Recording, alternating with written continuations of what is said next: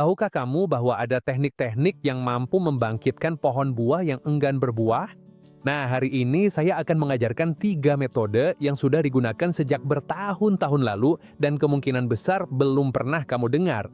Lihat pohon lemon ini. Untuk pohon sekecil ini, coba perhatikan betapa banyak buahnya. Dan sekarang lihat pohon jeruk bali ini. Benar-benar luar biasa. Nah, pada pohon-pohon ini kami telah menerapkan teknik-teknik seperti yang akan kamu lihat hari ini.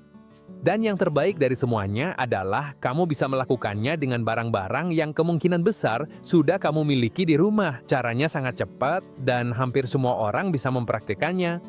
Tapi saya akan mengajarkan bagaimana cara melakukannya dengan benar agar pohon buah yang tadinya tidak berbuah bisa mulai berbunga seperti belum pernah sebelumnya. Jadi tanpa berlama-lama lagi, kita langsung mulai dengan metode pertama. Dan sekarang kita masuk ke metode pertama. Untuk melakukannya, kita hanya membutuhkan sepotong kawat sepanjang sekitar 4 inci atau dengan kata lain sekitar 10 cm. Hal pertama yang harus dilakukan adalah memilih cabang yang cukup tebal dan benar-benar sehat. Setelah memilihnya, kita akan membuat lubang kecil yang menembus dari sisi ke sisi menggunakan bor atau obeng yang dilengkapi dengan mata bor kecil. Teknik ini hanya dilakukan pada cabang, tidak pernah pada batang utama. Dalam kasus ini, saya menggunakan pohon buah kecil yang kami tanam di pot dan sudah pernah kami terapkan metode yang sama beberapa tahun lalu.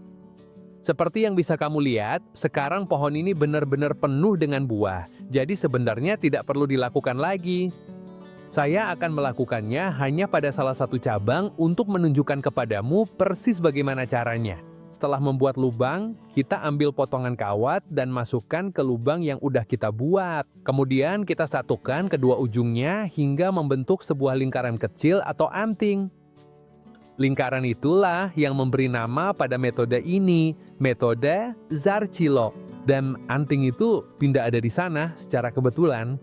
Fungsinya adalah untuk mencegah kawat keluar karena angin, gerakan alami cabang, atau sekadar karena waktu yang berlalu. Dengan cara ini, pohon selalu mendapatkan rangsangan kecil yang mengingatkannya bahwa ia harus mulai bekerja. Baik, setelah dipasang, prosesnya sudah selesai. Tidak perlu mengencangkannya, tidak perlu mencekik cabang atau mencoba memberikan tekanan. Cukup kita biarin di tempatnya dan biarin pohon meregenerasi area itu serta menyembuhkannya secara alami. Lalu, apa sebenarnya yang terjadi saat kita melakukan ini?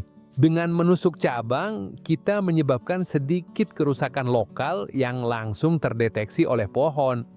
Perubahan itu memicu respons fisiologis untuk bertahan hidup dan membuat tanaman mengalokasikan lebih banyak sumber daya untuk mencoba bereproduksi. Dan sekarang, kita hanya perlu menunggu. Mulai dari saat ini, pohon akan bekerja sendiri. Dan jika kamu sudah mengikuti semua langkah seperti yang sudah aku ajarkan, kamu akan melihat bunga bermekaran seperti belum pernah sebelumnya. Dan jumlah buah yang akan membuatmu terkejut. Tapi tunggu dulu, karena metode berikutnya bahkan lebih sederhana. Kamu tidak butuh bor, mata bor, bahkan kawat pun tidak, dan tetap aja hasilnya akan luar biasa. Hal pertama yang harus dilakukan adalah memilih cabang yang sehat dan cukup tebal. Setelah menemukannya, kita akan mengikat tali di dekat ujung cabang tersebut dan di ujung satunya lagi kita pasang beban kecil. Beban itu bisa berupa kantong yang diisi pasir, tanah, atau bahan lain apa aja yang ada di rumah. Yang penting, beban itu memberikan tekanan ke bawah secara terus-menerus, tapi tetap bertahap dan tidak sampai mematahkan cabang. Dengan beban kecil itu, kita akan membuat cabang sedikit melengkung dan menjaga ketegangan secara terus-menerus. Gak perlu membengkokkannya secara berlebihan. Bahkan, semakin alami lengkungannya, justru semakin baik. Lalu, apa yang kita dapatkan dari cara ini? Dengan mengubah posisi alami cabang dan mempertahankan ketegangan itu selama beberapa waktu, pohon akan menganggap telah terjadi perubahan besar dan merespons dengan mengaktifkan mekanisme yang berkaitan dengan pembungaan dan reproduksi. Ini adalah teknik yang sangat kuno yang telah digunakan selama beberapa generasi, khususnya untuk membangunkan pohon-pohon yang hanya ingin tumbuh, mengeluarkan daun, dan menghasilkan cabang baru, tetapi seolah-olah lupa untuk berbuah. Selain itu, teknik ini punya keunggulan besar dibandingkan metode lain. Kita tidak membuat lubang, tidak memotong, dan juga tidak merusak cabang secara langsung. Kita hanya memanfaatkan fisiologi alami pohon itu sendiri untuk mengirimkan sinyal kecil bahwa sudah saatnya mulai berproduksi. Tapi ingat, jangan berlebihan dengan beratnya. Kalau kamu lihat cabangnya terlalu melengkung atau hampir patah, segera kurangi bebannya. Tujuannya di sini bukan memaksanya sampai batas, tapi menjaga ketegangan yang lembut dan stabil. Dan sekarang tinggal menunggu aja. Biasanya pohon akan merespons dengan sangat cepat terhadap rangsangan seperti ini, jadi penting untuk menerapkan teknik ini sekitar 1 bulan sebelum musim berbunga.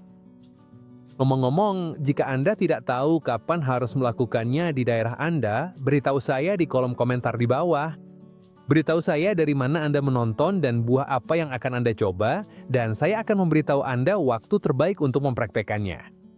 Dan sekarang kita beralih ke metode ketiga, dan ini mungkin yang paling dikenal dari semuanya, meskipun ini juga yang paling sering dilakukan secara salah oleh banyak orang karena kurangnya pengetahuan. Ini tentang berdering. Dan sebelum saya menunjukkan caranya, saya ingin Anda mengingat satu hal yang sangat penting. Metode ini selalu dilakukan pada cabang, tidak pernah pada batang utama. Untuk melakukan ini, kita membutuhkan pisau serbaguna, atau alat pemotong tajam lainnya. Langkah pertama adalah memilih cabang yang sehat dan tebal. Setelah memilih cabang, kita akan membuat 2 sayatan melingkar di sekeliling cabang tersebut dengan jarak sekitar 1/4 inci atau dengan kata lain sekitar 5 mm. Setelah kedua sayatan itu selesai, kita cukup mengupas kulit yang ada di antara keduanya. Dan disinilah kunci dari seluruh metode ini. Jangan terlalu dalam, jangan mengikis kayu atau menyentuh kambium. Satu-satunya yang kita angkat hanyalah kulitnya. Jika kamu terlalu dalam, kamu bisa merusak cabang dan justru mendapatkan efek yang berlawanan dari yang kita inginkan. Lalu, apa yang terjadi ketika kita melakukan ini? Dengan menghilangkan cincin kecil kulit tersebut, kita secara parsial menghambat aliran getah hasil fotosintesis, yaitu getah yang membawa gula dan energi dari daun ke seluruh bagian pohon. Akibatnya, seluruh energi itu mulai menumpuk di atas area yang dikerat, dan pohon memanfaatkannya untuk melakukan hal yang paling penting baginya saat itu, bereproduksi. Dengan kata lain, kita sedang memusatkan sumber daya tepat di tempat yang kita inginkan agar lebih banyak bunga muncul dan selanjutnya lebih banyak buah. Dan yang paling bagus, setelah proses anilado selesai, kita tidak perlu mengoleskan pasta penutup luka, menutupi luka, atau menggunakan produk apapun, cukup dibiarin aja seperti itu dan pohon akan mulai menyembuhkan dirinya sendiri sambil merespon rangsangan tersebut. Tentu saja, sama seperti metode sebelumnya, tidak perlu dilakukan pada semua cabang. Jika pohon sama sekali tidak berbuah, biasanya cukup dilakukan pada sekitar setengah dari cabang utama aja. Tujuan kita bukan menghukumnya, melainkan membangunkannya. Dan sekarang tinggal menunggu aja. Sama seperti pada 3 metode yang sudah saya ajarin, dalam beberapa minggu kamu akan mulai melihat perubahan besar pada pohon buahmu. Tunas-tunas bunga akan mulai bermunculan di tempat yang sebelumnya tidak ada, dan perlahan-lahan kamu akan melihat bagaimana pohon mulai bangkit. Dan jangan lupa, tuliskan di kolom komentar di bawah ini pohon apa yang akan kamu coba dan dari mana kamu menonton saya, supaya saya bisa memberitahu kapan waktu terbaik untuk melakukannya di daerahmu dan mencoba membantumu secara langsung. Dan kalau kamu suka atau merasa video ini bermanfaat, jangan lupa kasih like, bagikan ke seseorang yang juga suka tanaman buah seperti kamu, dan kalau kamu belum subscribe, segera subscribe, karena masih banyak tutorial seperti ini yang akan datang. Sampai jumpa di video berikutnya.